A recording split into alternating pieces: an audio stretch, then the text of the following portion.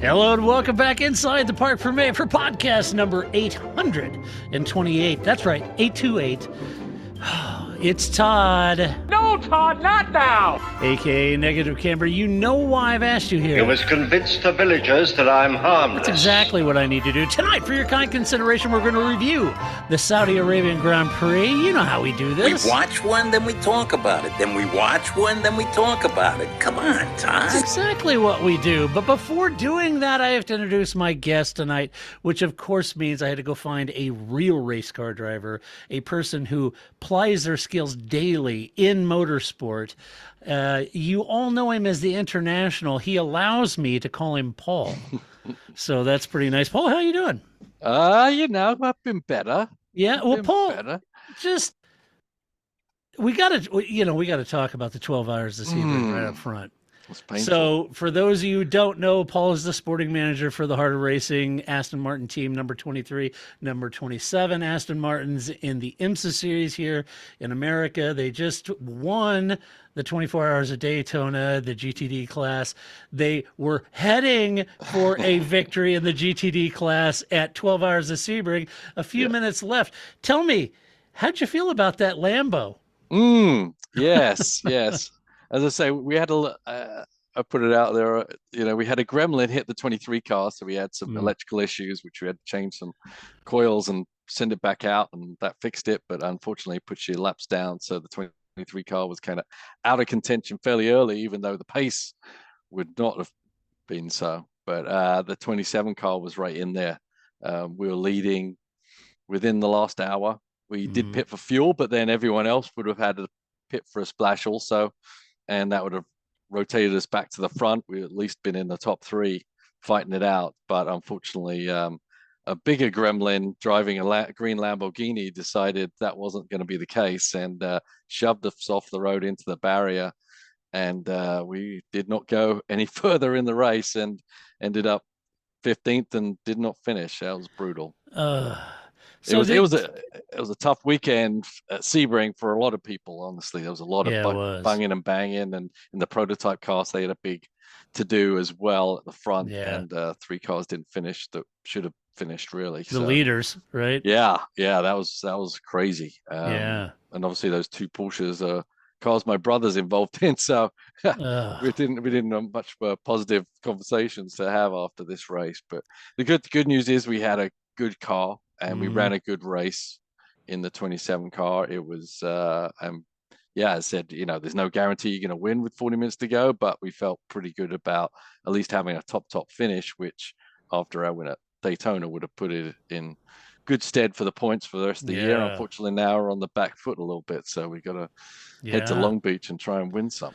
It's brutal. I was watching that, and once Roman jumped in, he did an epic job. He did it. Man, he was reeling it in, buddy. And I was sitting there watching timing and scoring, and he was just chewing that gap down. Then he gets into P2, and I'm thinking, oh man. And then you guys are in P1, and then then you're going through pit stop cycles, and I thought, oh man, this is going to turn out well. And we felt good about it. Roman did an amazing job because he got drop kicked by a Ferrari as well. So these Italian cars not so kind on the English. It is weird though that it's the ideology in the teams, I think, or the manufacturer, but for the Ferrari and Lambo drivers drive much more aggressively and with abandon than do anyone else on the track. And that's interesting. Yeah, it just seems to be a DNA thing with the Italians or something. But definitely the Ferrari. Some of these cars are there just for the longer races. They're not doing the full championship, and so they're hell for leather. They've got nothing to lose, kind of thing. Right. And we have a lot more to lose overall. So our mantra is all stay out of trouble. Yeah, right. But we can't avoid trouble sometimes. It's brutal.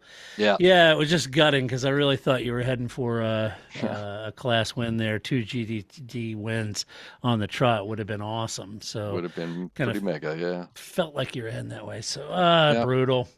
Well, in amongst all of that, you managed to watch the Saudi Arabian Grand Prix, and we're going to talk about the Saudi Arabian Grand Prix.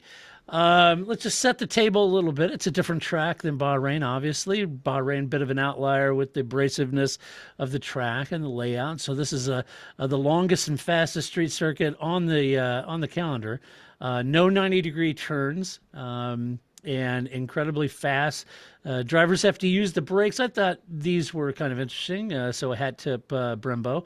But drivers have to use the brakes 8 times on each lap, but even so, the average lap speed is just under 254 kph or 158 miles an hour, partly because between turn 8 and 12, the drivers never have to slow down.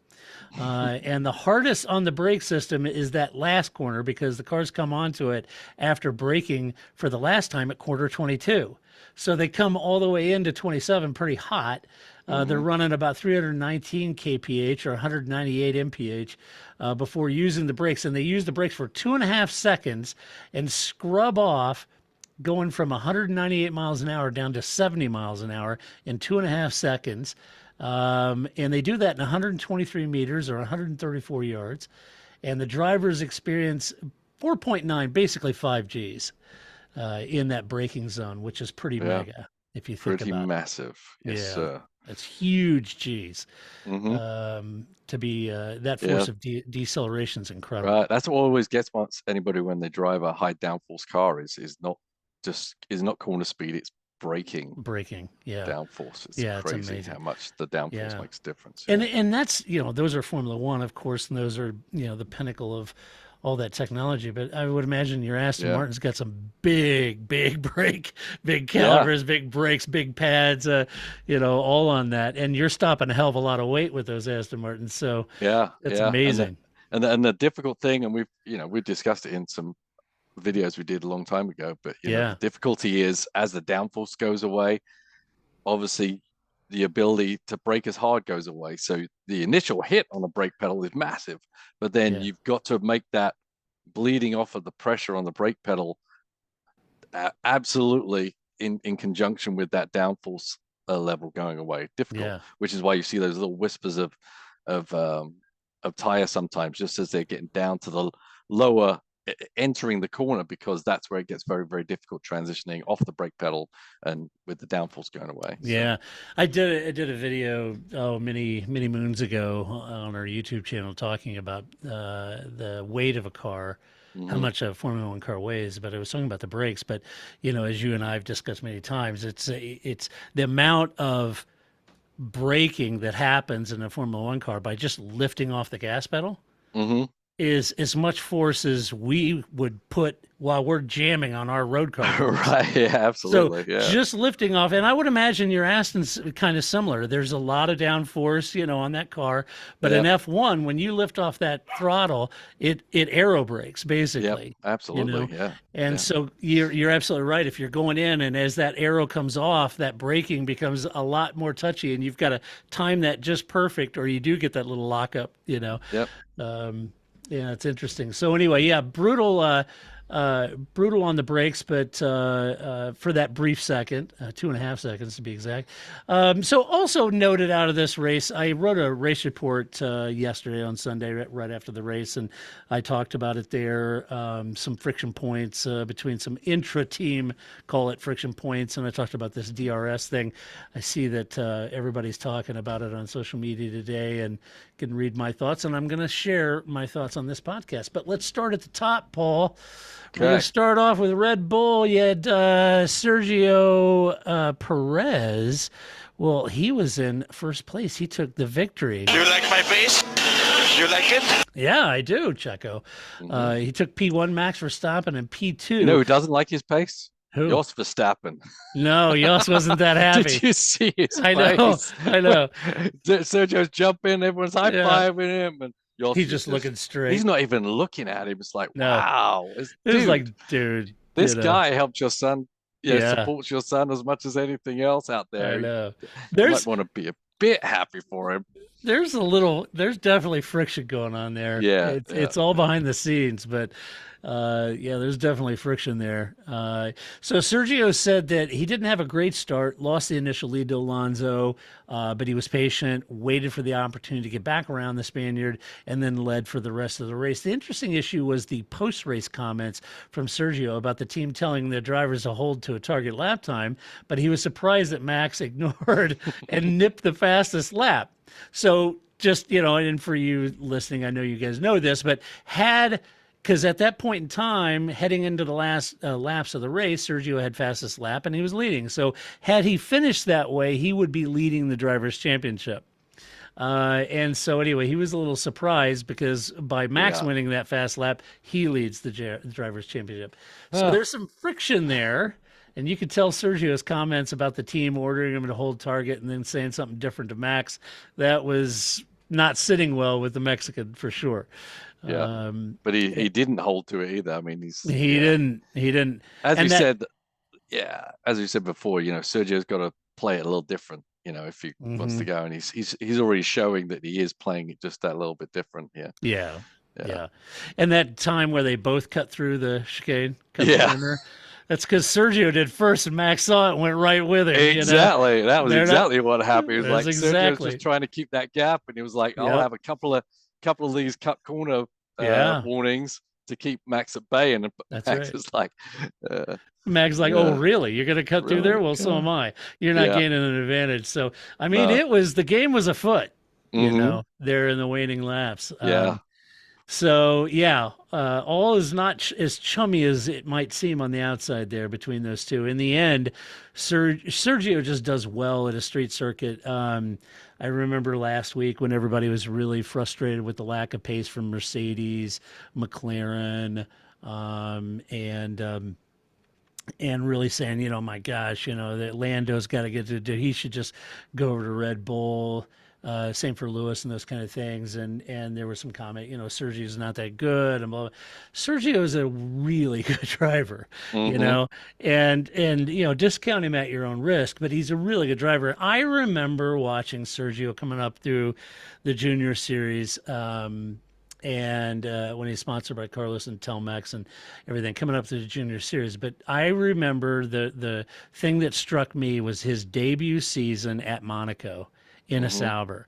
That was incredible. Now, he put it in the wall and he got a concussion and missed the next race, but that was incredible to watch him at Monaco. I thought it was incredible. So he does well at street circuits. Right. And Horner reckons this may be one of his best of the 5 wins he's had so far in F1. But in reality, there was an actual battle going on there with Sergio pushing hard to keep that gap to Max, and Max pushing hard to bring that gap down. You could tell Max wasn't happy with Sergio's pace, and there's still some friction there for sure. After the race, Max said that but he's not there to finish second, and he made the comment, if we have the fastest cars, it's important that the team shows up with 2 reliable cars. So Max very much the lion that he's rumored to be.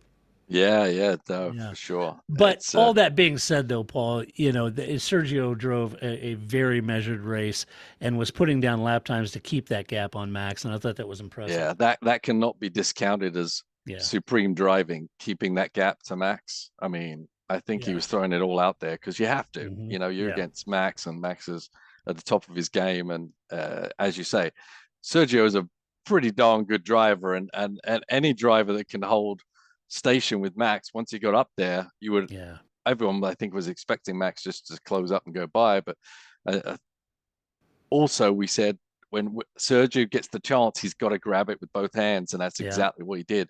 He got, obviously Max had his issues in qualifying.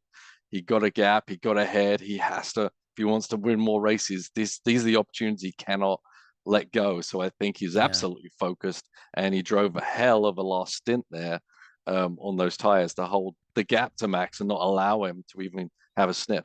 Yeah, no DRS zone or anything like that. Yep. So, that was an epic drive by Sergio. It really was. And that's probably, you think back to his wins, that's probably where, Christian knows how big that drive was, and that's Mhm. probably why he said it was probably his best. And I don't know that I disagree with that. I think that was an incredible drive from Sergio. Max had a tougher time starting P15 and early on. He said that it was difficult to get past the cars. He had very little grip, but once the race settled in, he said he was able then to start picking off the cars one by one.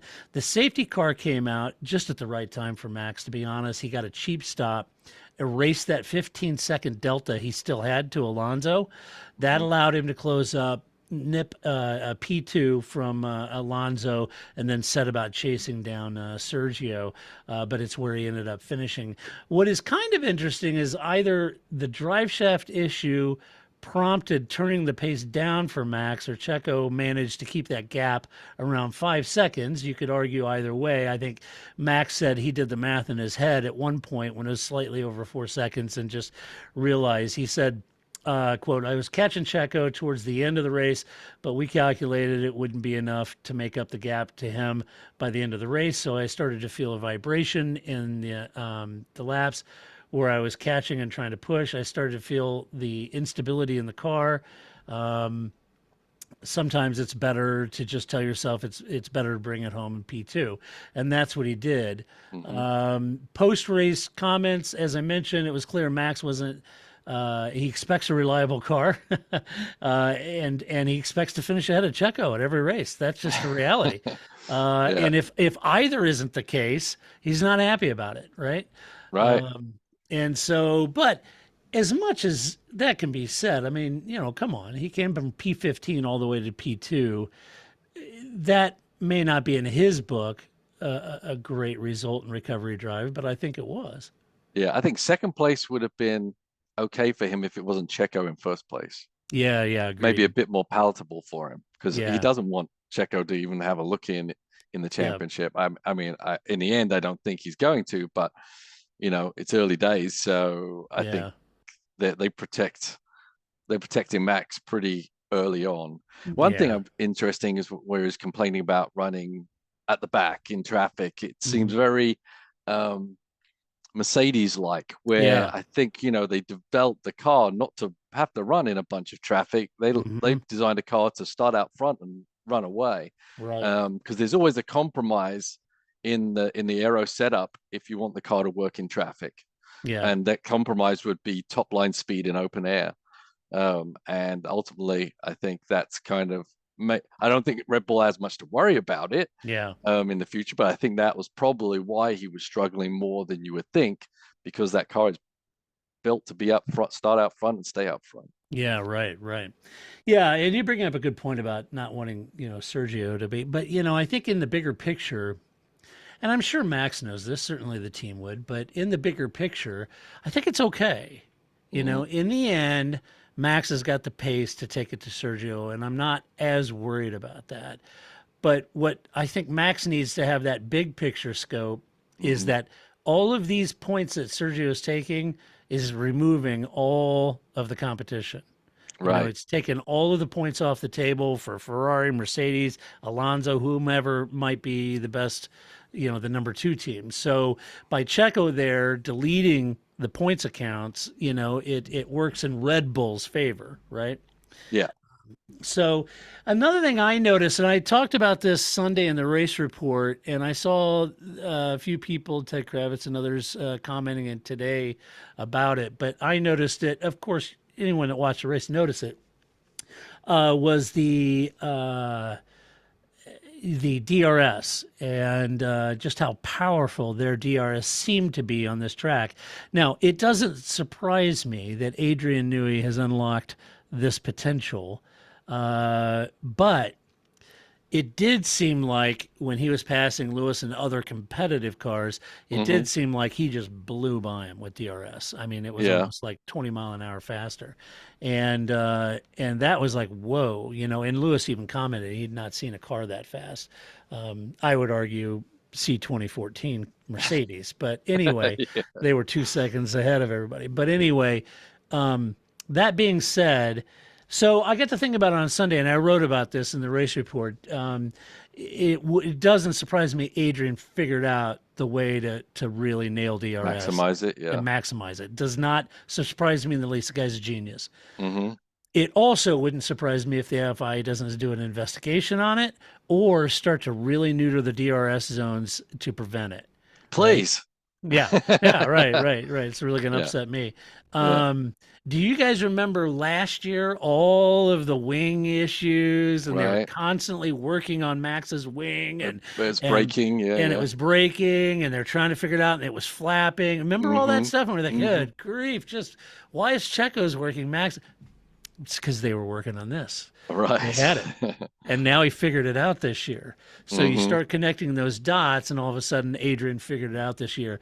And now it'll get to the point when Adrian Newey takes your tool, DRS, and exploits the hell out of it and has it really effective. Now it forces the FIA to say, well, maybe we shouldn't have DRS, or what are we going to do to neutralize that, right? So watch this space, because I think that's still a talking point. Yeah, good. Go ahead. Yeah, no, it is surprising though, because the car is fastest in the straight line anyway without DRS, right? Yeah. So, right, but then right. it would. So it means it's more slippery. So it doesn't really make sense that the DRS should be more powerful in that car than the others, but. As you say, New is a genius. So he is.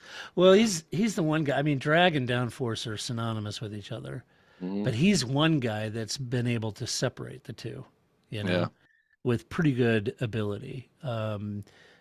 So you add more downforce, you add more drag, and he's figured that out. He's a genius. Yeah. Anyway, let's talk about Aston Martin. So you got Lance Stroll, unfortunately a DNF, which is a real bummer. Fernando Alonso in P3.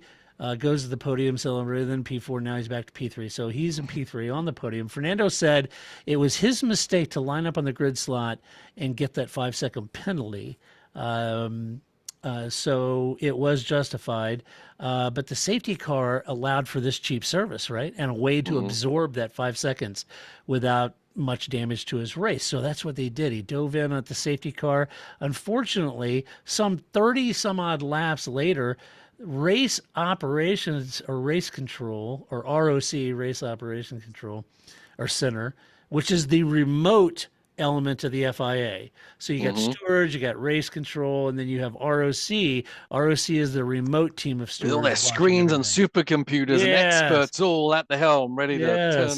Would you like to play a game? Yes. And so for whatever reason, as Alonso put it, he said 35 laps later, but considerable number of laps later, ROC looked at it and said that a mechanic touched the car with a jack and assessed a 10-second post-race penalty, which dropped him from third to fourth after he'd already been on the podium and celebrated with champagne and all that. So they hustled over, grabbed the trophy out of his hands, and handed it to George Russell. George Russell said, that's way harsh. He wasn't even comfortable with that. He thought that was not that great. Now, it gets interesting because Aston Martin appealed for a review of that call after the race and brought receipts that included 7 videos of previous penalties where the jack touched the car in anticipation for the penalty being served, and the Sporting Advisory Committee meeting minutes that they had not too long ago, which did not conclusively say that the jack was considered working on the car. It was just put in a position and ready to lift. It didn't lift it until the penalty was done.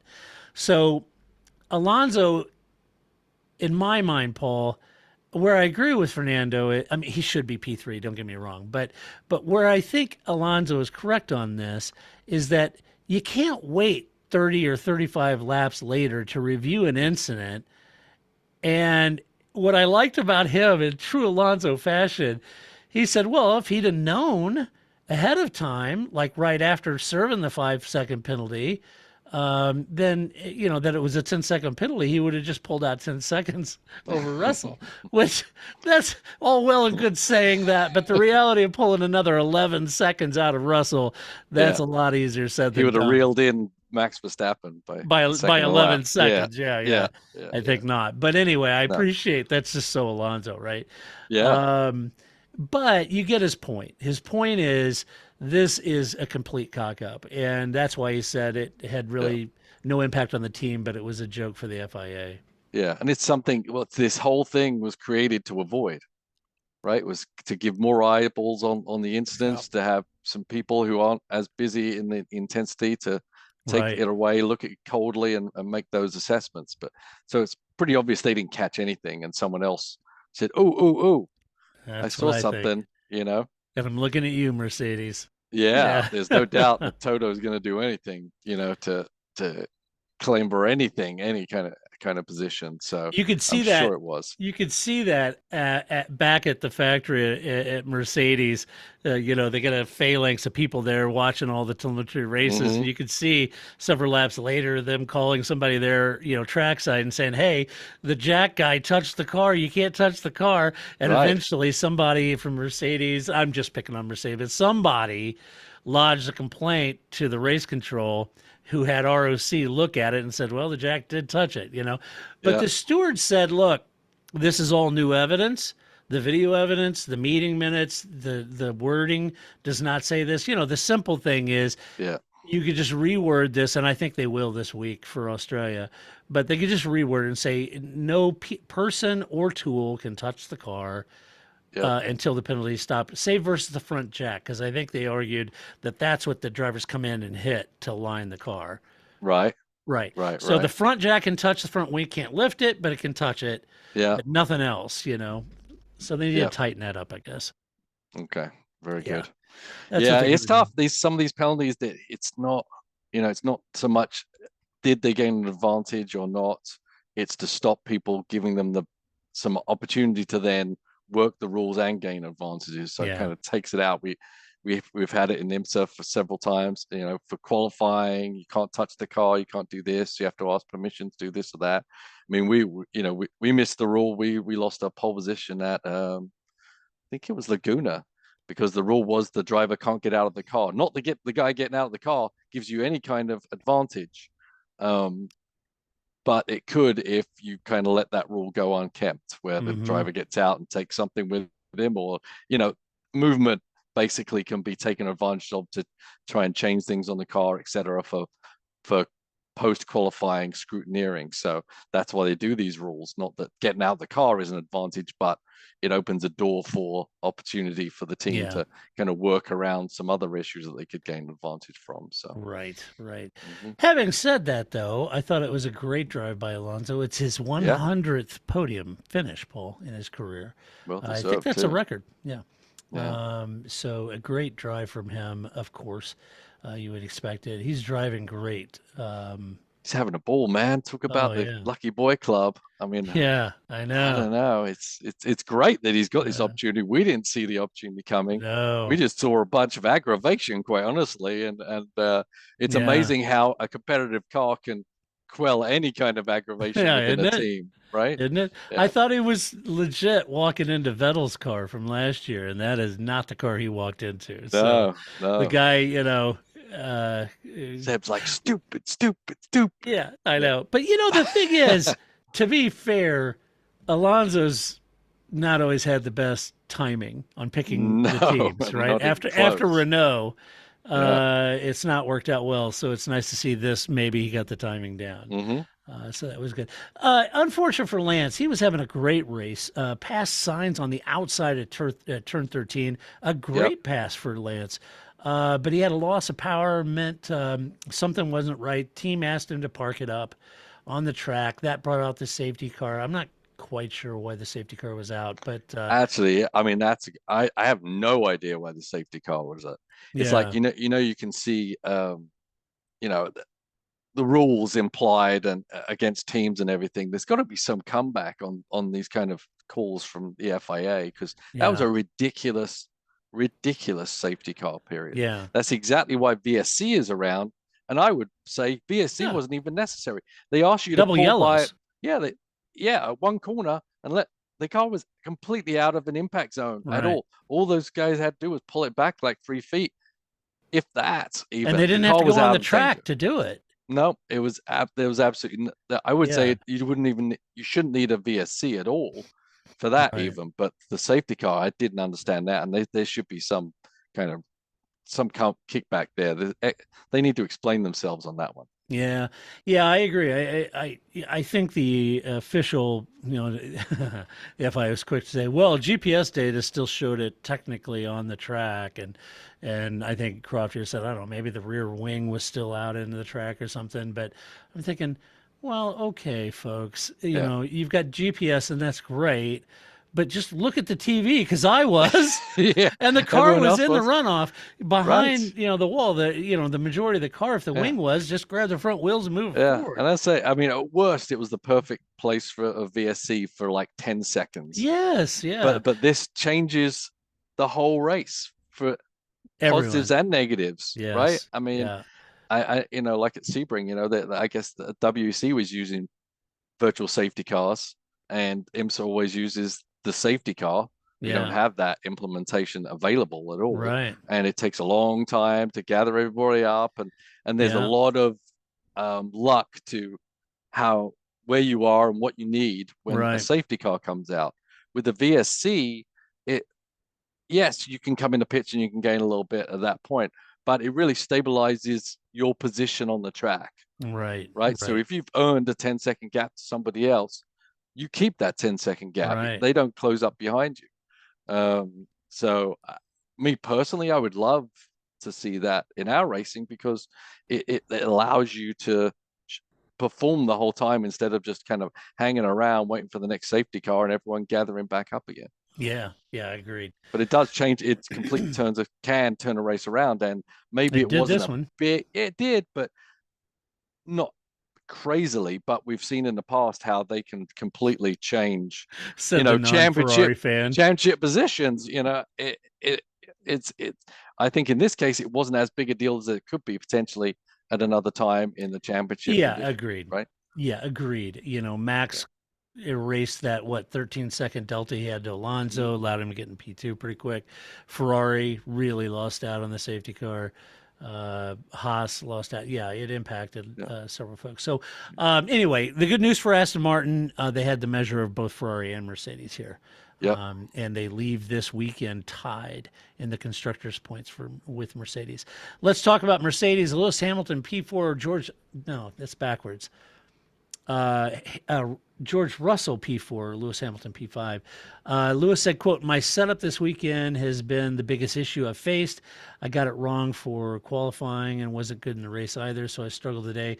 We were trying to go long on the hard tires, but the safety car came out, so I had to pit. We just about managed to make the medium work, but it was a long second stint." And it was going to be a long second stint on the mediums. Like Red Bull, I don't know that Lewis was that crazy with George not moving over and letting him through, because at the time he was on the quick medium compounds and George was on the hard. And so when Lewis was asked after the race if he was happy with George's podium finish, he said very plain, "It's nothing to do with me, but it's good for the team." Now that's quite a departure from the happy-go-lucky days when he was always giving kudos to Valtteri for being on the podium. And so I don't think he was happy with that whole situation at all. And I would say that the gloves may have come off this weekend a little bit. Yeah, absolutely. I mean, Russell knew what was coming too, though, didn't he? He was preempting the call from the pit lane by talking about the penalty and this and that. And I mean, he knows exactly what he's doing. He's a sharp cookie. Yeah. So it makes it really difficult for them to make some kind of call to let Lewis by. He's on a different tire strategy. Russell's just not going to do it, and nor should he. Nor should he. And the team's struggling. I get that, but it wasn't really going to change the team's finish. It was just going to change the driver's finish between the two. I don't think there was any way Lewis was going to do anything with Alonso. So I don't either. It's interesting. It's fun, but once again, as you said, the tension you see in the Red Bull pit is definitely happening in the Mercedes pit, and I love it. I do too. I think it's awesome. That's what I have in the notes. I said, like Sergio, George was under no obligation to do so, to move over. Yeah. And if you watch lap 28 through 30, you see George put the boot in it and pull out of DRS range, and making the whole concept of seeding the position a moot point. Yeah. But I'm not sure. I'm not sure if Lewis dialed it back at that point or if he just started losing those mediums or not. But he ended up down at P5 with George coming home fourth, briefly held the trophy for third, then conceded it back to Alonso. And the good news is that Mercedes bested Ferrari here. They're tied for second in the constructors. George had good pace all weekend in that car. That everyone, including the team, are bad-mouthing. And so Toto said that it was real positive because they're making some large performance gains with their new trajectory and development. And basically, they're getting away. They were so doggedly focused on last year's design that they thought they could figure it out and get it work, and they can't. Yeah. Which I've heard that now for a year, and come on, guys. So anyway, they've tacked, and now they're making gains. And I thought that was interesting. But to the George point and Sergio point, Lewis has his feet on the desk at that team. And George has a decision to make. Either he's going to trundle around and play wet nurse to Lewis, or he's going to go in there to win races and championships. It is the same thing by him not moving over politely and all that. And, as soon as he sees Lewis in his mirrors, he's on the radio to the team. All right, let's go hunt down Alonso. He's got that penalty, just boggle the team with a bunch of enthusiastic, knows what he's doing. And the team's well, no, wait a minute, and they're giving him, I went back and looked at onboards, and they're giving him the deltas like every, several feet, trying to imply, Lewis is getting closer, But look, George has got to knock his feet off the desk.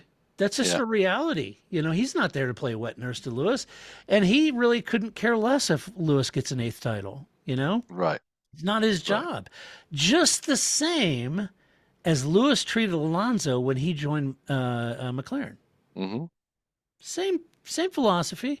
Lewis is like, BS, I'm not moving over for Alonso. Not happening. Nor did he. Right? No, and reap the rewards in the future. And right? he reaped the rewards. You're setting the stage for the rest of your future as a driver. That's exactly it. He's into team stuff. I mean, maybe Mercedes aren't going to be running for the championship, but it's still going to be great to watch them run. It is going to be in this scenario. I mean, it's a little juicy for sure. It is. This is the fun, Yeah, it's part of the fun. This is.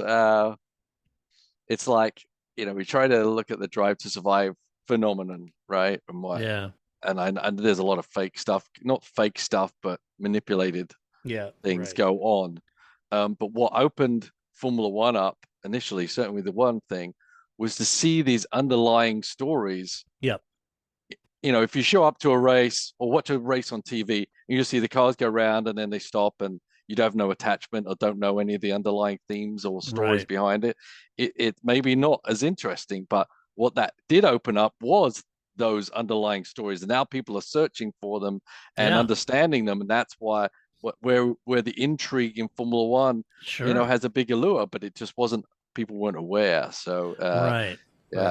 Back in the day, it's what got me hooked is the politics and the personalities behind. But you had to really go hunt that out back in the day. We didn't have the internet, and so you had to get Autosport magazine and read all the press and everything to find the politics of the Piranha Club. But I was hooked. No doubt about it. It's always about the people, whether it be the drivers versus the drivers, or the teams versus the teams, and Ferrari versus McLaren, or all that stuff has always been a big part of the allure. Yeah, because, and this as a racing car driver and sporting manager, I mean, the car couldn't care less. The car didn't care. Yeah. The car is the car, and it's, it's an inanimate object. Couldn't care less. It's all about the people. Yeah. And the stories, right? Yeah. That's what makes us attached to it. Let's talk about Ferrari, shall we? No! You've got Charles Leclerc P7, Carlos Sainz P6. Still a lot of question marks around Ferrari and the reliability issues of Bahrain and the grid penalty for Charles heading into this race. Were they running their engines lower to avoid reliability issues? There was certainly a lot of talk about that around practice and qualifying, whether they were running full tilt. And, difficult to know. Leclerc started down the order, made the best use. They started him on softs, which I thought was a good move. made the best use of the soft compound, side this way, really through the field in a pretty strong run himself. You know, he was ahead of Max, and initially he had made up more positions than Max. It was clear Max was struggling more to get by where Ferrari and Charles weren't, right? So I thought, well, this could get a little spicy up front once Max gets there and Charles is there. That could be kind of a fun race. Yeah. But he when the safety car came out, it caught both he and Carlos out, and this left the team down in the order in 6th and 7th. Very difficult to recover from there. Charles said their pace wasn't as good as they had expected on the hards. Yeah. And he spent most of the day really in that DRS train with Sainz, is what he said. And for Carlos, he too said that they expected a much better pace, especially on the hard compound, but it never really materialized. And a lot of work has to go on their race pace at this point. Quali, throw down a pretty quick lap, but the race pace and reliability is pretty brutal. I mean, yes, the upside is they ran well on the soft compound, but that's kind of cold comfort if your long run race pace and the delta between quali pace and race pace is so dramatic. So I don't know, Paul. I felt like this race, Carlos kind of just out there running. I felt like Charles was coming forward, then gets caught out by the safety car, gets put back there. The team called and said, look, between the safety car lines, push. Well, they told him that at the end of the safety car line as Lewis is coming out of the pit. And Charles is like, come on, you guys got to tell me this earlier. Feels like there's still this communication issues, or I don't know. Yeah, definitely. Well, we knew there'd be growing pains. That's kind of why we said, is this really the smartest idea to get rid of the guy leading Ferrari when you've got a car that is building potential? Right. And then you come the next year and people are learning new systems, people are being questioned, people are being changing positions. I haven't heard much about it, but that certain things are changing, and certain things aren't just kind of rolling on from the previous year, and maybe that there's something to that. But ultimately, the car just isn't quite there. No matter what you want to say about the radio call, the car isn't there. To fight that hard, and I think Charles is doing everything he can to do it.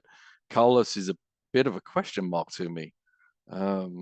He just hasn't really shown a lot of fire so far this year. Yeah. And Charles seems to definitely have the upper hand for sure.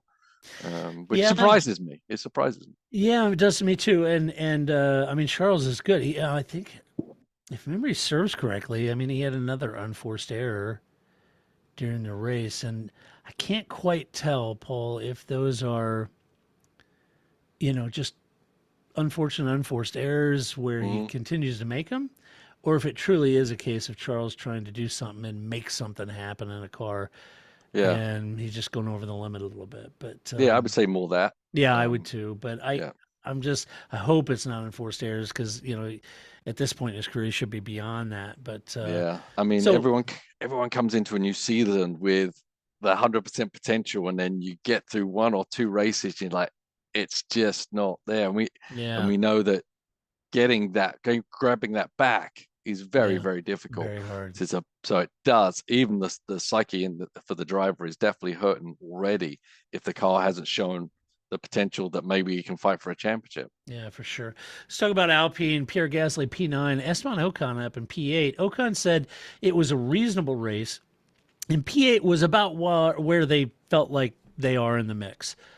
It was the maximum he said he could get out of the car on Sunday, and both Gasly and Ocon lost out to Tsunoda during the safety car. They got back around him, but they finished in the points in 8 and 9, with Gasly taking a brief poke at Ocon, kind of put his nose in there, but at the end of the day, resigned himself to 9th. In some ways, it's better, but still far from what I was expecting from Alpine heading into this year, to be honest with you. Oh yeah, very, very far from what they need to do. But it's the same old song as the song goes. It seems it's always next year for Alpine. Next year it's gonna. I swear, next year we're fighting for the top 3. But the Aston Martin leapfrogged them, and yeah, it's still early days. I think, these tracks that we're at right now aren't really the big picture tracks that we really figure it out. I still think we've got a little ways to go before we see if sometimes these cars can light a fire and be a bit more competitive. But yeah, just kind of a average day for Alpine, I'd say, certainly with the resources that they have and the driver pairing they have. Mm-hmm. Yeah. They should be doing better than this. Yeah. And it's a great point. When you look at Alpine from last year, I was hoping they were going to make a pretty big jump this year. And I know in Formula One, making big jumps isn't easy, but it's that last tenth or 0.2 that's nearly impossible to find. Making big jumps from where they were is possible. Aston Martin proved that. And that's another thing about Formula One. When you think of, well, Mercedes is making Aston Martin's, engine, gearbox, et cetera, and as Williams too. But that just shows you the difference in design philosophy and how a team can make a big change from midfield to come towards the front, right? Yeah. And McLaren would show you how a team can make the wrong decision and move from best of the rest to the back, right? And so there's a lot of room to move. I was just hoping Alpine would have it. Haas, on the other hand, you had Nico Hülkenberg in P12. Kevin Magnussen P10 took the last point. Team got caught out by the safety car, but Kevin said, despite that, and despite his hard compounds being older, he had a lot less degradation than the team thought they were going to have, was still able to make a pass on Tsunoda on the final point, at the last, 4 laps. And so, yeah, that was fun.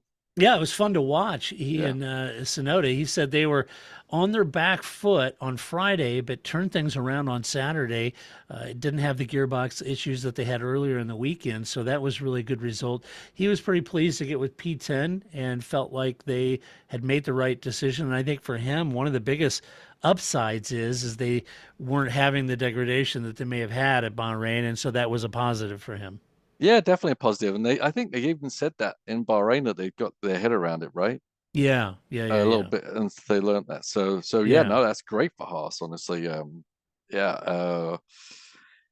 guess Hulkenberg's had the measure of him so far. Is that kind of the consensus a little bit? A little bit. Until this, yeah. Yeah. Yeah. It was. I mean, they were fighting tooth and nail close together anyway. But so I think it's a good pairing so far, and I think it's a positive thing for Haas. And they, having 2 cars and drivers with experience and knowledge, engineering knowledge, etc., will help them stay a bit more light-footed, I would say, instead of being mired in the new driver education process. Yeah, exactly. And it's a team that at this point needs points and needs the cash, right? So I think it's important for Nico. He said the team actually learned a lot from this race. While he was disappointed not to score a point, but it did show that they're competitive, and they both had a very good race pace on the hards with limited degradation. So he said that was also a positive takeaway from him. I think the team had a good weekend and all. Their pit stops look on target. Everything looked good. Their strategy looked good. They got caught out by the safety car, but so did Ferrari and other teams. So I think that was well done. And, they not, had that safety car, maybe they'd have, been able to get up and mix it up with the Alpines a little bit. But as it was, a good weekend for them. Yeah.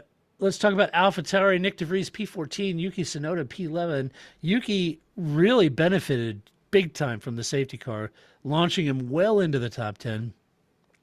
But he couldn't hold off the Alpines and fought like mad to keep Magnussen behind him, even garnering some praise from Kevin. Kevin said, yeah, it was defensive. We had a great battle. And he said Yuki, for several laps, just put his car exactly where he needed to be, so I couldn't get around him. He said he did a great job driving. Unfortunately, he couldn't hold on to 10th.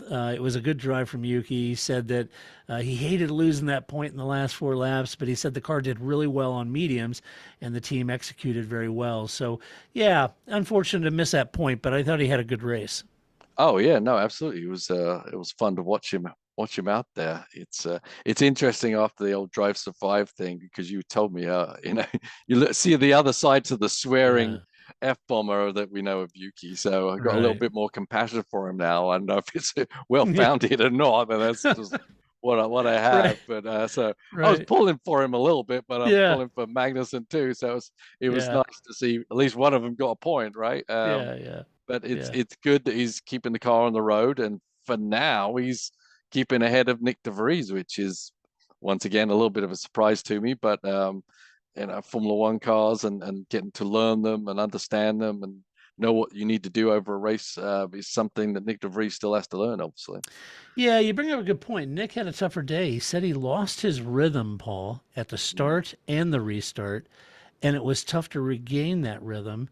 And then he fell victim to the DRS training. He said that he's very hard on himself. He said he didn't do good enough, struggled with the balance on pushing the tire and then managing tire. Yeah. But in the end, these are all things that he's learning, just like Yuki had to do, right? Yeah. I thought he was being a little hard on himself. He did have some good battles on track and finished up the order from where he started. But, I kind of felt like last year when he set in and scored points, and he's been around this series, I kind of felt like, he would come in, he was singularly focused, felt like maybe he'd come in and Yuki would be behind him, but that's not happening. It's interesting. So I would say that there's probably several things at play. One of them, he was probably more comfortable in that Williams car for whatever reason last year than he was this car. He may be trying to find that. But when you, as a driver, Paul, when you talk about losing that rhythm, like he was saying, he lost the rhythm at the start and restarts. Yeah. And then couldn't get the balance between when to push and when to save tires. When he's talking about that rhythm, what's he talking about? Yeah, I mean, when you get to, it's nearly the subconscious part of driving, technically, where you can, if you go out of a car for a while, you're very conscious of everything. And then eventually everything starts to meld within your brain and things slow down and everything becomes more fluid. And which is essential on a street circuit because you have no room for error. So it's even more important to be in that rhythm. That's why at Monaco and places like that, the teams really focus on getting the driver a lot of laps so they can build up that memory, that rhythm, so that when they get back in the car, they're not taking a step back again. So it really takes a while to get your eye in on a street circuit, a lot more than on road course circuits, which are a bit more forgiving. And the visuals are actually usually a little bit more differentiating. So when you're in the walls, it's very easy to kind of not get lost, but not have that really fine-tuned positioning of where you are, where you can then move into that more fluid part of driving, which is ultimately where you will be at your ultimate lap time.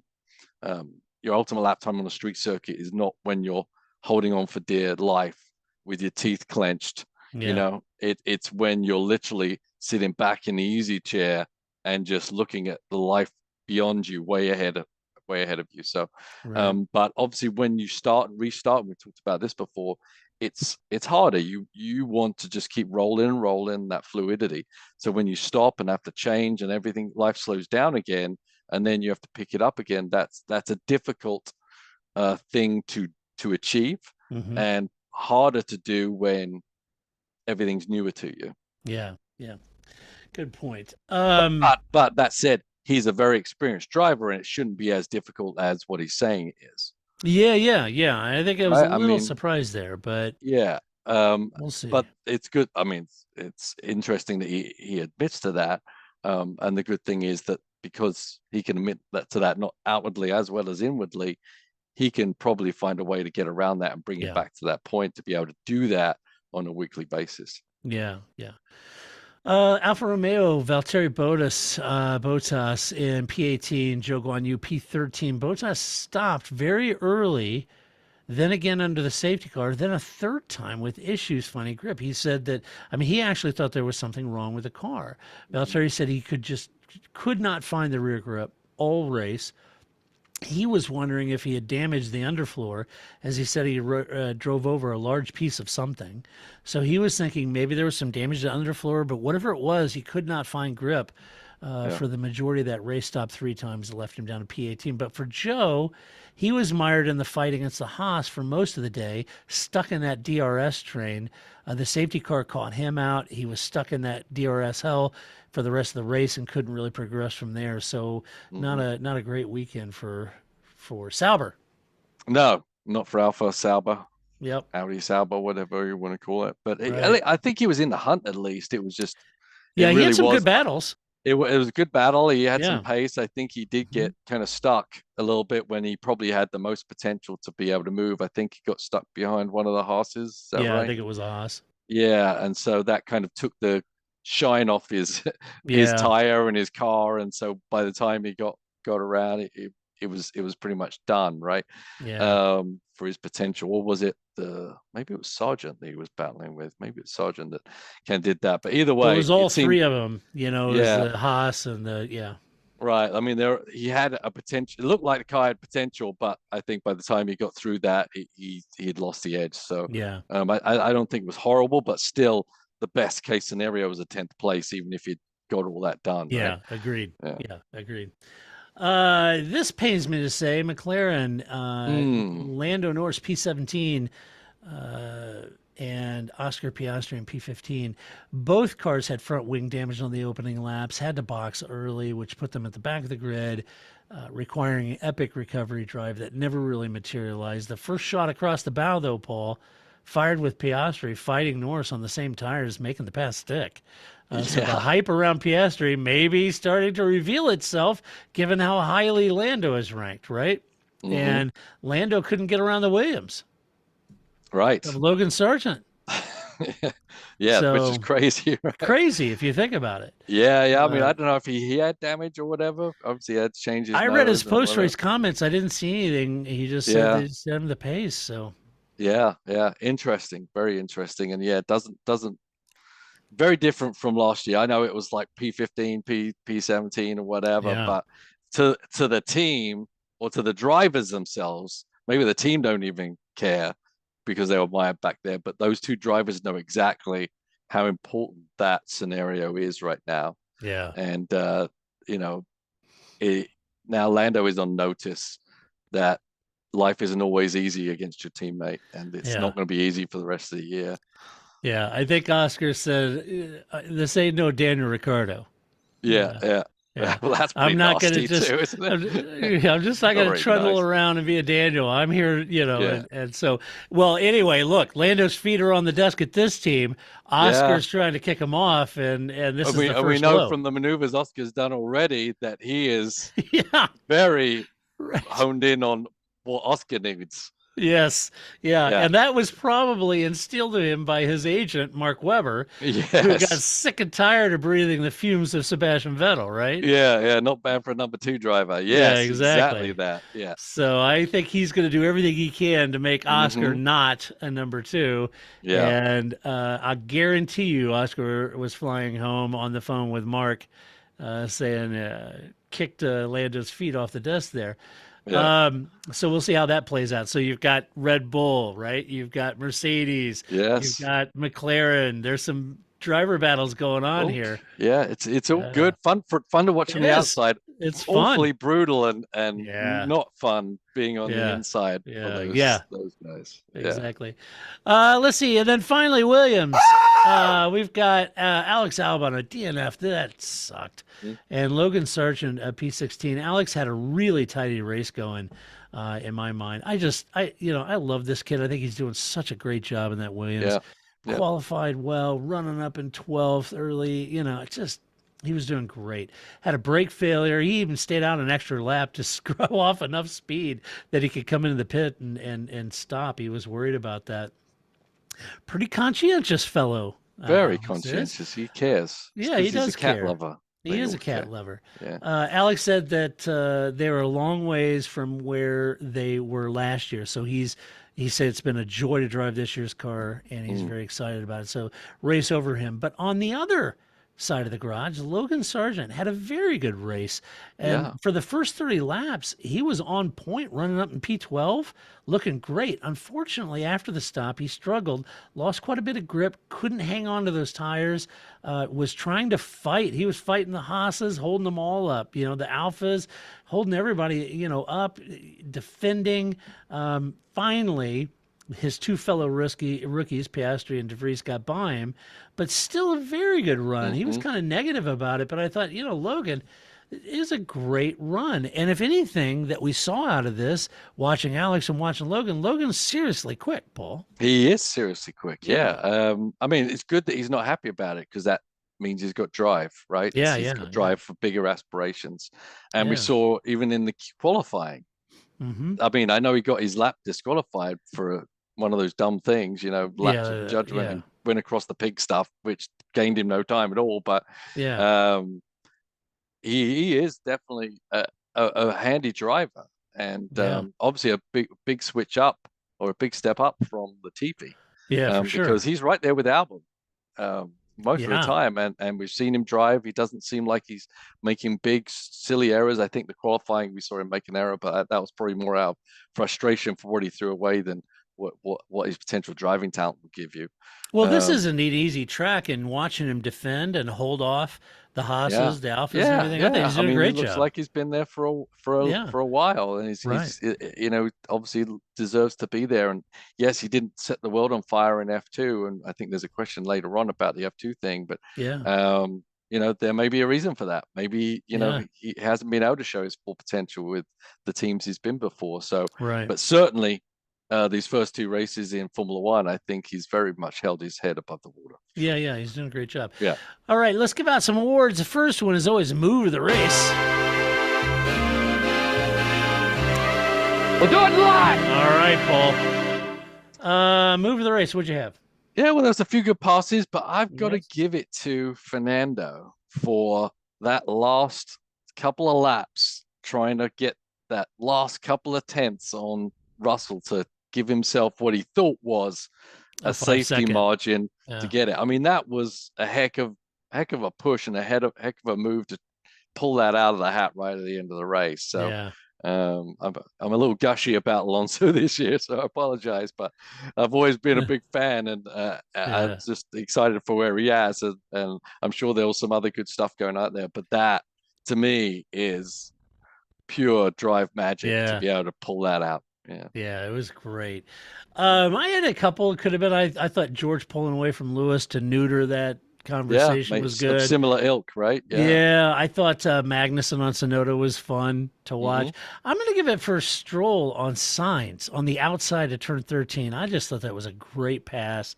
Great job by Lance Stroll. I give Lance a lot of shtick, but he's doing well, and I thought it was a great move. And, you know, he would have been in that mix up there if his car had finished. You know, he very much would have been in that top 5, 6, 7. He would have definitely been fighting with the Mercedes out there. Yes, he would have. And so good on Lance. That was a good move. Next award is Donkey of the Race. We'll do it live! Yes. Who'd you get? Donkey of the Race. I'm agreeing with you. Okay, I had the FIA. It's got to be the FIA for many reasons. This event, you know, not just the Alonso back and forth penalty. It was the VSC versus safety car versus no safety car at all. Call. I mean, all just academic, ridiculous things that the FIA have spent all this time in process to fix the debacle they made a year or whatever ago, and they don't seem to be any better, if not worse. Worse. Yeah. I don't know. Just don't get me started. I'm not even go there. All right. Finally, the final word is Drive of the Race. Get down. Echt in de race. All right, Paul. I'm giving it to Fernando. As I said, I'm getting a little gushy. Yeah, getting a little gushy. Yeah, but it was great. I would have Sergio also, for nearly the same reason, be able to get those gaps on with the pressure and get it. Do the job. But I just Alonso's doing a mightily impressive job to get that team. I know that he's got a good car in his hands, but he's making the most of it. Yeah, there's a few contenders. I agree. I think Sergio is a good contender. Alonso, Max, I think coming from P15, Yeah, all the way up to P2 without getting any midfield debacles. So that was good. I think George Russell had a very good race. yeah, absolutely. You know, so I may switch it up. I originally had Max. I think I'll give it to George. I Okay. thought, you know, finishing P4 in that Mercedes, which everybody had pretty much written off. They're tied for second in the constructors, Yeah, you know, Yeah. and George finishing fourth, so part of that. Lewis fifth, big part of that. So kudos to them. I'll give it to Jorge. All right, let's do some mailbag. You've got mail. First up, Rand Mufti says, love the show, been listening for years. Well, thank you very much for doing that. It says, F2 doesn't get any media coverage where I live, and while attending the F1 race weekend in Jeddah, I got to learn quite a few insights on F2 that actually influence F1 in a way or in one way or another. I'd love to ask on the podcast on F2 and about F2 and how it influences F1 and how it's managed differently. Curious about the loud backfire in F2 and the lack thereof in F1. Found that they run a standard engine and chassis. That's true. But that piqued the question of what do the teams do if the engine and chassis are fixed? You know, is it, you know, he's like repair and assemble or paint. What I mean, what are they doing different, right? He did say they also do reverse grid, actually a thing in F2, and they run 2 races per weekend. Keep up the entertaining, spontaneous nature of the show. Well, you're very kind to say so. So F2, Paul, in aggregate, F2, well-known feeder series for F1, very influential. All the F1 team bosses are looking at F2 very, very closely, looking for talent, not just drivers, but looking for talent in engineering, talent in aero, talent in team bosses. This is a feeder series in the truest sense. So it heavily influenced. But talking about F2 and the cars, a little more spec engine, those kind of, you know, chassis, those kind of things, you know, where are those differentiating points? Yeah, I mean, it's down to the driver adapting to that car. Obviously, set up, but you know, there's so much that goes into even a IndyCar is a spec series, technically, right? Different engines from between the two, but there's so much you can do with that box of tricks that they give you that everyone gets the same thing, but there's so many little things. And I mean, I race spec series for a bit, and there can be a big difference between one car and the next just by really going to the finer details and working with the engineers on the setup. That, you know, even though, you know, it is a crate car with a crate motor, there's still so much how that all those things work together that you can fine tune and get those edges, either by setup or how you're. When you get a new car from a manufacturer, any good team knows you take that whole car down to nothing, and then you rebuild that car and make sure everything is as perfect can be as you put it together.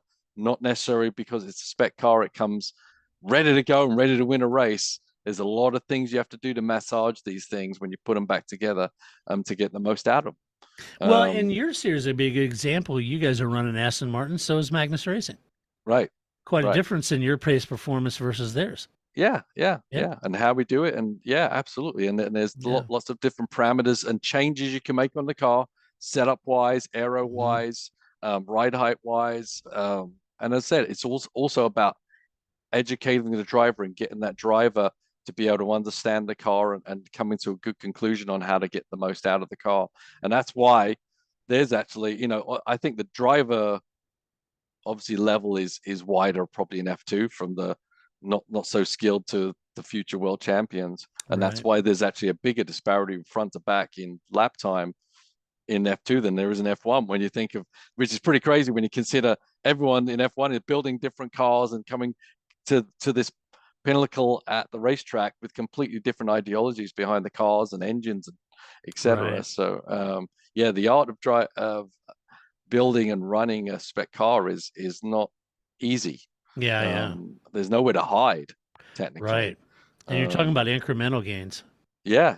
And some teams just have a habit of being able to maximize those types of series, and that's why I was saying, like Logan earlier, maybe he's not in the team that maximized what that F2 chassis combo is. Right. And even though you say it's a spec series and they're all equal, none of those cars are equal. And you get in the wrong or the right team, it can make a massive difference to your driving career still.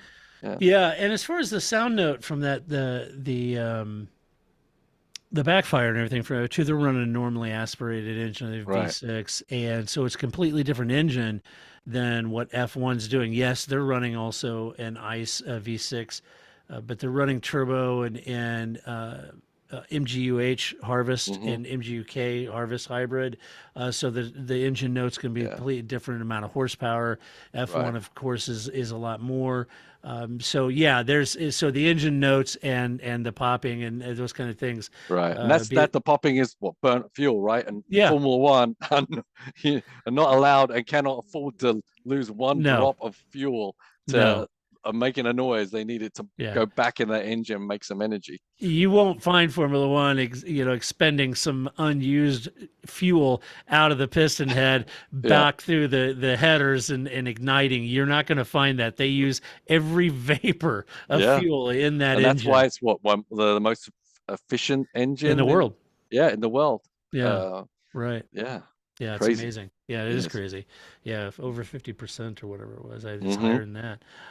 Let's see. Gigi, our favorite Aussie, Gigi the cat, says he posted this. This is a quote. The Formula One season got off to a record. He's quoting a news article. The Formula One season got off to a record-breaking start with organizers of the 2023 Bahrain Grand Prix reporting a race day crowd of 36,000, the largest attendance in the event's history. And then Gigi said, do you think it's time we start the season somewhere else less popular? So, he brings up a good point. We launched there in the Middle East and they got a whopping 36,000 compared to the 136,000 at Silverstone, or somewhere else, and even at Jeddah, they were talking about, oh man, this huge turnout, and it was like, contextually, it wasn't nearly as much bigger as the ostrich races across the across the city there, and the falafel eating contest. So I agree with you. It used to start at Melbourne, and that was always the great, because it would start in Australia. What better place to start? Australians love their motorsport. They're wickedly awesome fans, and it was always a great breath of fresh air to start the season in Australia and see all the Aussies down there. Yeah, it's unfortunate, but a good point. And then finally, Steve asks, there were at least 2 instances of drivers telling teams that they need more information during the race weekend. Ferrari with the restart, and George with the fact that Alonso had already served his penalty. Miscommunication happens all the time to us mere mortals, but I don't remember this being so much of an issue last year. Do you think it's everyone just getting their sea legs as it's race number 2, or is it because the field is so much closer and more or different types of information need to be conveyed to the drivers? Absolutely love the show. Thanks for all you do. Thanks, Steve, for your kind words. What do you think, Paul? Does seem to be a little bit of chatter, a little bit of miscues so far this year. Yeah, I don't know if it's abnormal though nowadays. I mean, we've seen a lot of pit, no. We've seen a lot of that in the past. So maybe it's an anomaly. Maybe it's the new people on the. We've seen a lot of engineer swapping, actually talking to the drivers. So that kind of thing is changing. Every new year can breed miscommunication because of that. Certainly, a lot of poaching and people moving around. But I mean, that's a good point about being tighter. With everything being more compressed within the difference between you have and have-nots, sometimes things you didn't worry about, you should start worrying about because they're right on your heels. So that is a fair point. I'm just not 100% convinced it's anything unnormal, but we'll see how it rolls on, I think. Yeah. I wonder if there is a component of it. It's like I try to think of a decent analogy, and I never seem to come up with a good analogy for anything. I think it's almost like, do you remember when I was younger? Now I'm Gen X, folks, but I was younger. The weather people would come on and say it's going to rain tomorrow, and it rained. But then we got super sophisticated where we're tracking like each little cloud, and there's so much more data. Now it's almost like they overcomplicate the amount of data they harvest, and they're always it's like, well, it's going to rain at 1:23 p.m. and it's going to start raining. It's like, okay. My point is, I think they're harvesting a lot more data now, and a lot more information that they're constantly sharing, what modes to put it in, what brake biases to put in. And oh, by the way, you're coming up on a Williams, or by the way, there's just a lot more content that they're trying to share. And when you add or dramatically increase the amount of information that's either available or needs to be shared, I could see it missing a few cues. Yeah, and every year it seems there's more layers to rules and regulations and what you can and you can't do. Same thing in the IMSA stuff. It's like there's always something more, another little avenue that they've thrown in there that you need to be aware and thinking about. So yeah, that's true. That you sometimes overload, and then you go back to just sucking your thumb and wondering what the hell's going on. Right, exactly. So, all right, thanks for the question, Steve. That does it for this podcast. That's what we think about the race, but you let us know what you think about the race. You can do that over at theparcfermé.com. Share your opinion. Just do it with decorum and civility. That's the only rule we have. No personal attacks over there. You can do that on all social media platforms but ours. And if you like the podcast, go over to iTunes or your favorite podcast listener and give us a good rating. Give us some love over there. We'd appreciate that as always. And a huge, huge thank you to all of our Patreon supporters, because we could not and would not do this podcast if it wasn't for your support. So very grateful for you. That's why I always throw the podcast up commercial free for all of our Patreon supporters. And we really appreciate that. As always, Paul, it's awesome to have you back in the seat reviewing the race, and you're heading to Long Beach next. When is that? Long Beach is in a little bit. Yeah, we've got that's in like 3 weeks or so. Yeah. But we're actually doing a race in, I'm not going, but a race in Mugello this week. Another 12-hour. Wow.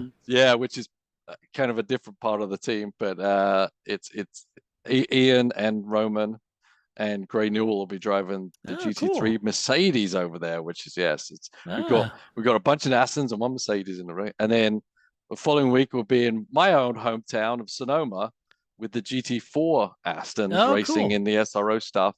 So we've got 3 cars racing in that. So I've got actually 2 more races to think about before we even get to Long Beach. But I'm excited about Long Beach. It's a good race. That's cool. All right. Yep. Well, we'll be back next week to talk all the shenanigans and goings-ons in F1. But until that time, this is Todd, a.k.a. Negative Camber, saying so long. That's it, man. Game over, man. It's game over.